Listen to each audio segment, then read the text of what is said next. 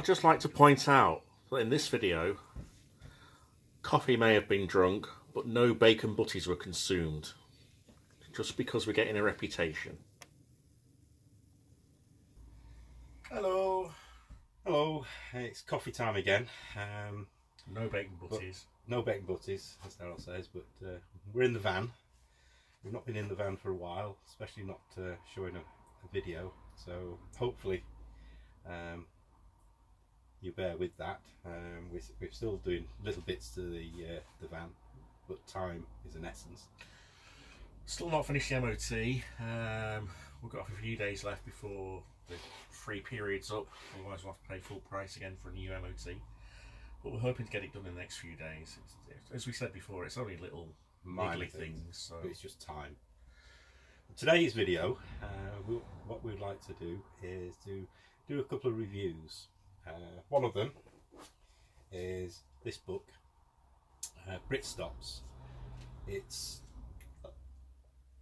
a catalogue, I suppose, or a guide to places that you can overnight stop, very often for free, or for a small charge. A small charge, yeah, depending on where and what facilities there are. Basically, it's a membership fee that you have to pay. It's £27 a year.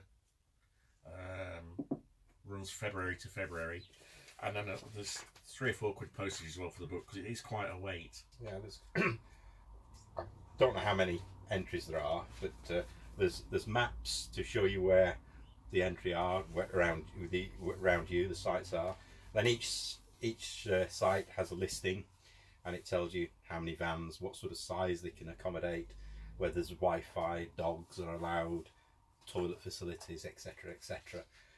Some of them prefer you to phone up beforehand, but it's like we said, they're usually very often pubs, car parks, vineyards in there, a couple of microbreweries in there.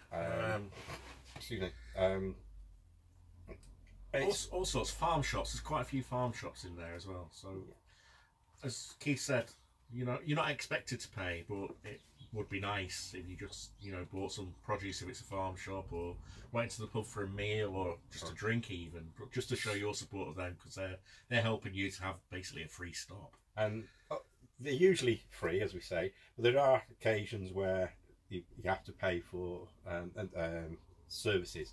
Some have got electric hookups, some have got toilet facilities, and some have got disposal points as well. So there can be small charge for those.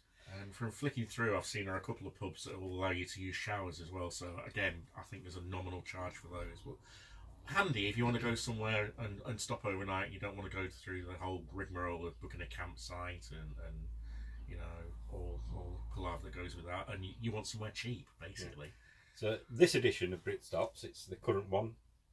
They run from February to February. But this covers the whole of Great Britain and Southern Ireland as well.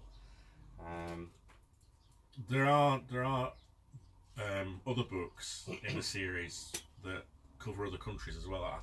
Again, I presume there's another membership fee for those. But if you're going to do it, it's worth you doing this time of the year. I mean, it's April now, so it's early, but the book comes out in February. If you bought the book in December or January, it'd be out of date by February, so you'd have to renew again. So it comes with a sticker that they like you to display on your van, because that just proves you remember. They also like you to show the book, because that proves your membership as well. So you're not just turning up and conning them, basically. It's updated as well constantly. You get an email once a month to tell you if there's been any changes in the book, whether, for instance, these days pubs are closing all the time, so it'll tell you whether a pub's closed, or whether facilities have changed, whether there's been some new additions as well. So we're looking forward to using this as we sort of do some of the longer journeys, getting from A to B, and just perhaps the stopover for the night on the way travelling somewhere, and that's really what we're hoping. Yeah, I mean that's why we joined. I think, to be honest, we'll get more use out of this than we will out of the Camping and Caravan Club sites. That's Brit Stops.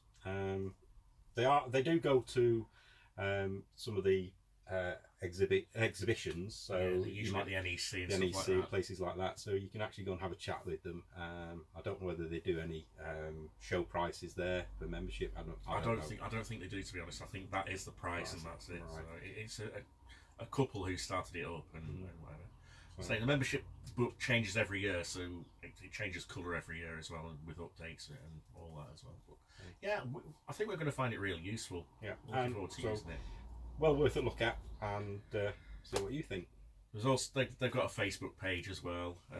They've got a website. They've got a couple of videos as well on YouTube. If you just search Brit Stops, they'll come up as well. So another one that we found, an app that we found. I'll put the coffee down here.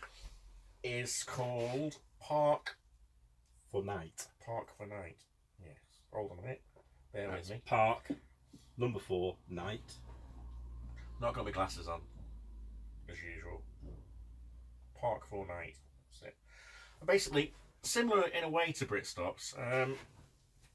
It's just a free app, although there is a paid version where you get more information as well. Don't know what you can see on there, but basically, you've got a map. You can click on the map, and that's the area that you're in at the moment. Or you can also search for the area I'm in, and it'll tell you about different places where you can park up overnight. A lot of them, it's a lot more basic than Britstops. A lot of them, people have just found a place, a site overnight, thought, yeah, this is good. Why does it do that every time we record?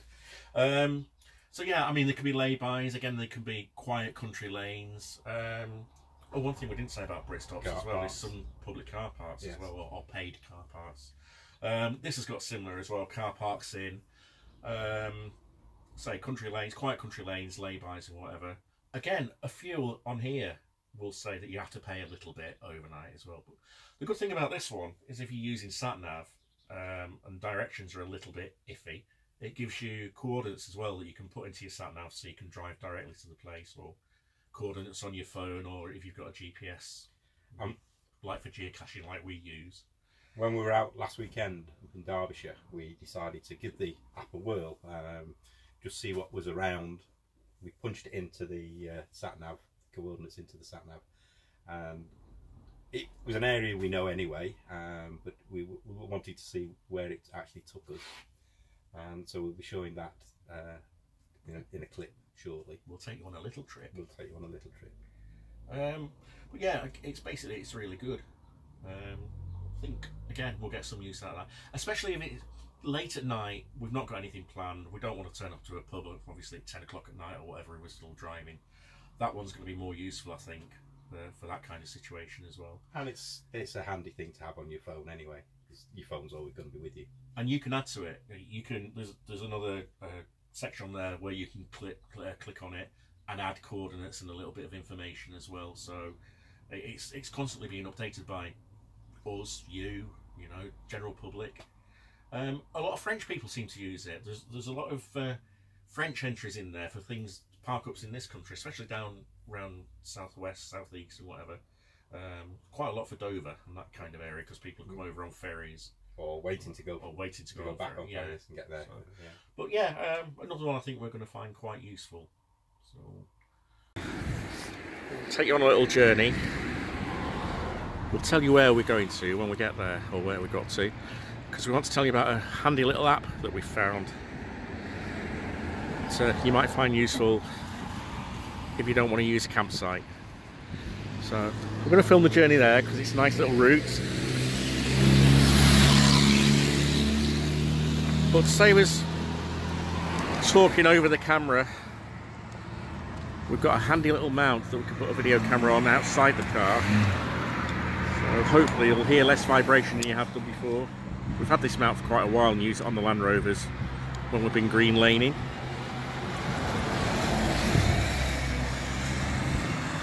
Yeah, it's been raining a lot overnight.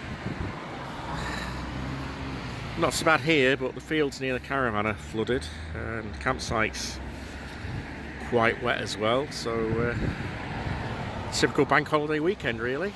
Easter Saturday and rain. And yes, they're still forecasting snow for Monday. So that's the camera fitted. It's the camera we told you about in a video not long back. So, waterproof. It's the ones we got off eBay for 30 odd quid. Set it off going now, and that's the view of the camera from the inside of the car. So let's see where we get to.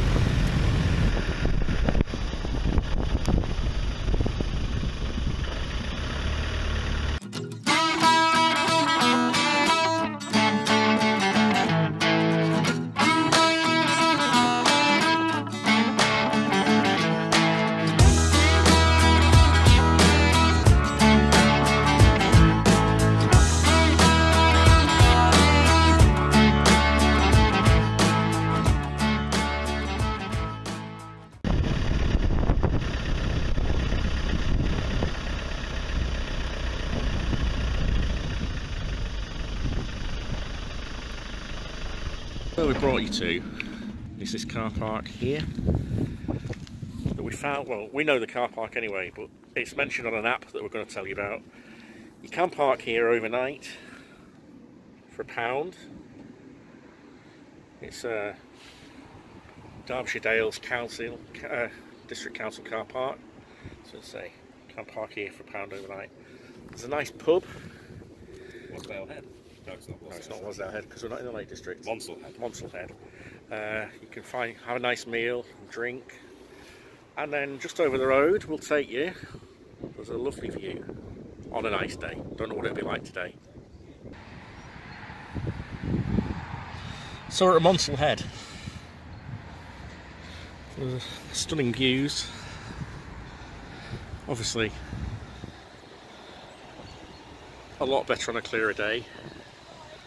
But you can see the old railway viaduct down there, and that trail is the Monsell Trail, walking trail, cycling trail. Difficult to zoom in on this camera, but you can see people walking on it now.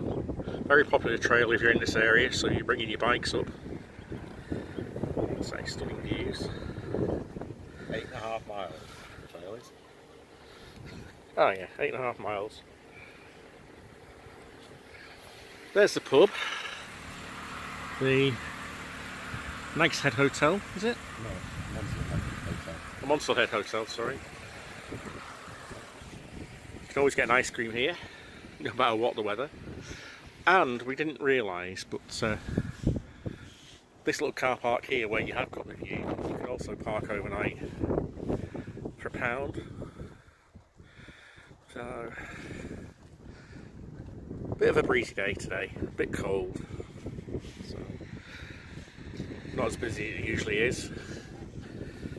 You can drive down there into the Dale, or tell you about the app. We'll get back to the Land Rover, where it's a bit warmer.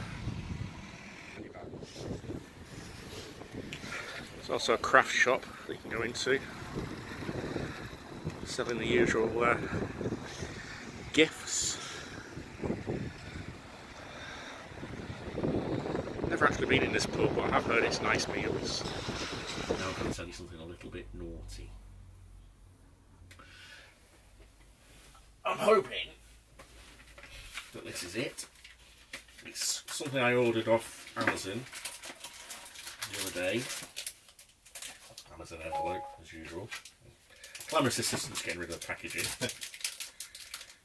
And it's this. It's a radar key for disabled toilets.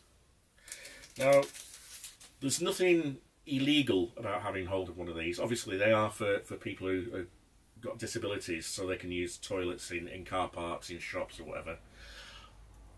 I've literally had one of these since my children were little, because I always thought, working for social services, we always had a radar key on the minibus keys anyway. Public disabled toilets are always, or 99% of the time, cleaner than just your average public loo. I can't speak for ladies' loos, not really been in that many. Maybe one or two. But yeah, they're always a lot cleaner. They're a lot bigger, so you've got more room to move about.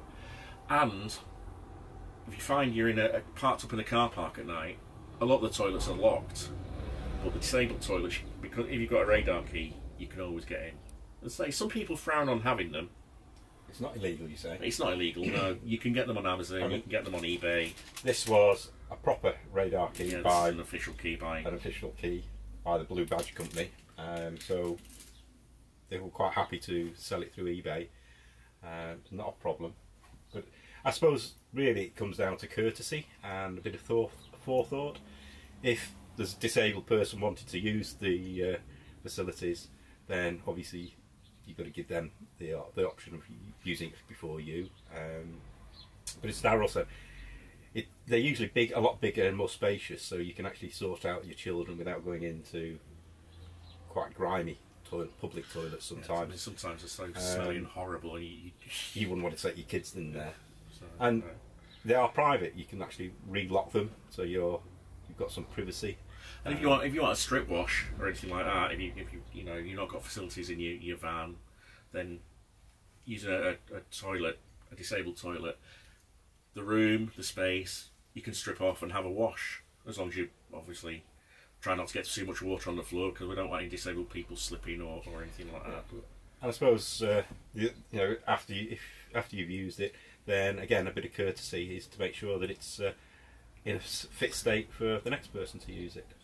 Not the handiest size keys to have in your pocket or on your van keys, to be honest, but if you keep one in your van, in the ashtray or glove box or whatever, it's always there. Yeah. For £3 or £4, they do vary in price, but £3 or £4, Amazon or eBay, you can get them. It's like, you might get frowned on, you might frown upon us for having them, but as long as we're not stopping a disabled person and abusing the loo and abusing them, leaving them in a mess, there's not a problem with it as far as we're concerned. But I don't think the keys are designed to go in on a key ring, get in your pocket. I think there are going to be too many holes in pockets with this key. Yeah, because it's quite large. So. But yeah, so radar key, if it's something that interests you, eBay, Amazon, I'm sure there's other places that sell them as well. But yeah, I think we'll use that occasionally. It's not an everyday thing that we'll use, is it? No. But if we need a wash, need the loo in the night, anywhere, it saves us using the porta potty. It's just arrived. That's another video. Yeah, but we might even give you the thrill of unboxing that on camera. So that's it, yeah. So come along with us on this trip. We'll show you where they are at one place that we've seen on this app. That one we already know. That is a pay for staying overnight, but it's £1. You know, it's nothing, and you've got a disabled toilet there as well.